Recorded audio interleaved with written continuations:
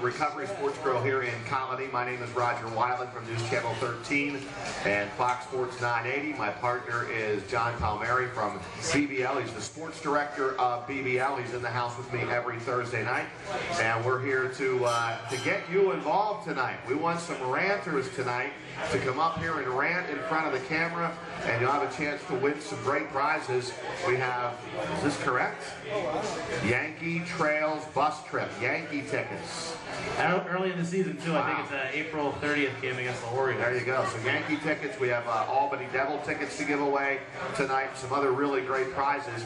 We have some people out and about tonight that are asking you to sign up, and that is for the rants here tonight. And we'll do that a little bit later on in the broadcast. Also, John, we have with us tonight James Allen from the Times Union. We'll talk some high school sports tonight, high school basketball, maybe touch on the CBA Troy controversy from Monday night that people are still discussing at length. And there very well could be some CBA fans in the house. So could very well be, and they are moving on. CBA won that game in overtime, and now they'll play Proctor Utica Saturday night at 8 o'clock at Hudson Valley Community College. So James will preview some of the games this weekend and talk some high school basketball with us here tonight. And of course, on right now is the Big East tournament, and we have any Syracuse fans in the house tonight. The Cuse moving on with a victory over UConn. That was not decided though until late, John. UConn has had really kind of just an average or below average season for them. Have been playing well down the stretch, and they gave Syracuse a game for a while. Yeah, I mean, UConn was winning down the stretch. I was kind of watching that game in and out while I was quote-unquote working today. So I actually did miss the end of it, but as I left the screen with a couple minutes left, UConn was still in the lead. So, you know, I heard a bunch of cheering when I walked back in, so I assumed that meant good things. But yeah, I mean, Syracuse is so deep; they have so many weapons, and when one guy's not playing well, like Chris Joseph, I don't think had maybe 4 points today, but they always have somebody else that steps up. They're a deep team that could make a very long run in this NCAA tournament with Selection Sunday, John, coming up, and then next Thursday, well, we're going to be in Rotterdam next Thursday. I'm sure this place will be hopping, but usually the first round of the NCAA tournament, people take off, they go out, and they're watching college basketball. Yeah, I mean, we were actually just talking about this morning on the radio, Rodger. You know, in the past, like you do yourself, I used to have to take half days on Thursday, Friday. This way I could get my basketball in, but now luckily for me, I just do my work from the restaurants that day, so that's nice. But I assume you'll be taking half days? I'll be taking half days, yeah, absolutely. Especially with no road trip with Siena. They're out in the MAC tournament. They lose in the semifinals, but still a nice year by Mitch Bonaguro, all things considered. Albany lost at the buzzer to Stony Brook in the America East Conference semifinals. And the Albany women are the only team left standing, and they have a game on Saturday night at SEPQ Arena against UMBC for the America East Championship. And if Albany women, under second-year head coach Katie Abraham Hansen, will go to the NCAA tournament. Coach Abe, yeah, I heard her actually on your radio show today. She was on today, yeah. What a great job. Like we were talking about earlier, she came in, this is only her second year, so she's really playing with not her own recruits. So to be able to turn a losing program into a team competing for the championship. And we do have some live local late breaking if you follow the local sports scene. And I'm sure Big Game James has heard about this, but late this afternoon, Siena sent out a press release and a statement from Gina that Gina Castelli will be stepping down effective now as the head coach of the Siena women's program. And she's been there a very long time. Has it been 30 years? 22 years. I was going to say, just about the time I got here. She's been here a long time, so 22 years, and they are looking for a new women's basketball coach at Siena College. You know, I'm kind of surprised with that because it didn't say that she was taking another position somewhere else. Well, it more or less sounded like they wanted to move on to. It sounded like. Yeah. I guess you can understand. They haven't had success in recent years.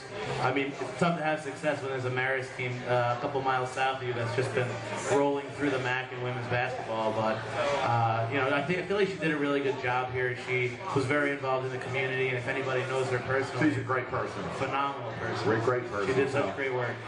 We wish Gina Castelli the best of luck, and Siena will search for a new women's basketball coach to take over there in Loudonville. All right, well, then there was another Big East game today too that already happened, and that was a really good game, double overtime. I guess Georgetown missed a three-pointer at the buzzer. I didn't see the end of it, but from what I was told, it wasn't a very good shot. I guess they let the game clock roll down a little too deep and didn't really get off a very quality shot there at the end. I'll tell you what I noticed watching the games today. I sat there and watched Syracuse and UConn, and I said, you know what? This is the end of the Big East tournament at Madison Square Garden. You're watching the end of the Big East. These teams are going to the ACC. And I'm going to tell you right now, they're not going to draw the crowds in North Carolina as they're drawn at Madison Square Garden. I'll tell you that right now. I'm going to miss the Big East tournament. That's what I noticed. For anything today, I sat there and said, wow, this is the last Big East tournament as we know it. With these teams, they're all leaving. Yeah, it's kind of sad. I mean, you get some really good travel from the Syracuse. There's a lot of Syracuse alumni that live in New York City. You think they're going to North Carolina? No way. Absolutely not. No way. And that Garden for that UConn-Syracuse game today, John, that place was hopping. One of my best friends was there, and I was a little jealous. I got a text from a couple of my buddies who were in the house, and they said, wow, what an atmosphere. And they had lousy seats, and they said, it doesn't make any difference. We're in the house. This place is jumping. Now, do you think the athletic director at Syracuse was sitting there today going, what the heck are we doing? Yeah, maybe. But it is a great atmosphere, and people from the Capital Region enjoy going down there. We have a lot of Syracuse alums around here. So, yeah, the whole scope of that is going to change here starting next season. Yeah, they're not going to draw as many people as they did. I mean, it is the Garden, and it is still top-level college basketball, but no offense, I don't really want to see there's a TCU.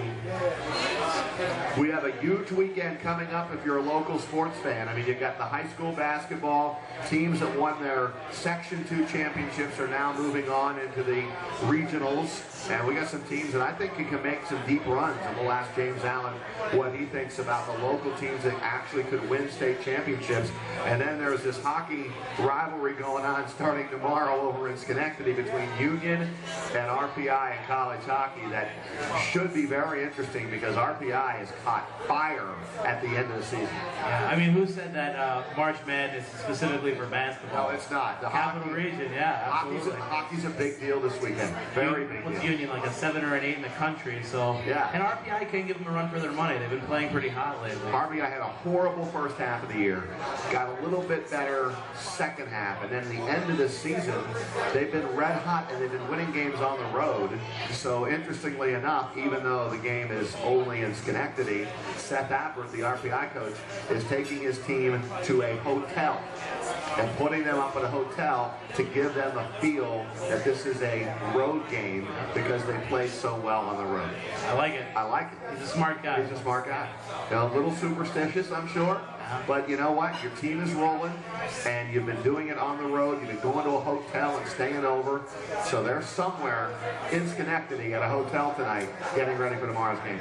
And we're actually having a little fun with it here at Recovery, too. We have, obviously, we have our restaurant in Troy, and then we have the newest one out in Rotterdam. So we got ourselves a little rivalry. We have a lot of Union alum and fans that visit Rotterdam, and obviously Troy being right next to RPI. So we'll be showing the games tomorrow night, Saturday night, and hopefully, if necessary, Sunday night. John, when are you going to announce the contest that you have going on? When are you announcing that to all of your stores? Are you today, tomorrow? Yeah, well, I think I did it this morning on your show. You did. So you want to let everybody know what's going on here with the March Madness contest? Yeah, for any March Madness fans, basketball fans, or just sports fans in general, we're doing a promotion this March.